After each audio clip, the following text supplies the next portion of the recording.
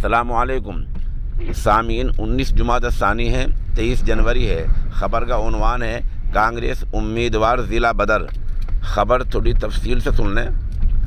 علی گڑھ کے کانگریس امیدوار کو وہاں کے اے ڈی ایم نے 6 مہینے کے لیے ضلع بدر قرار دے دیا ہے اور اس مطلب کا ان کے گھر پر نوٹس بھی لگایا گیا ہے۔ انتظامیہ کی ہدایت کے مطابق اب سلمان امتیاز 6 مہینے تک علی گڑھ نہیں آ پائیں گے۔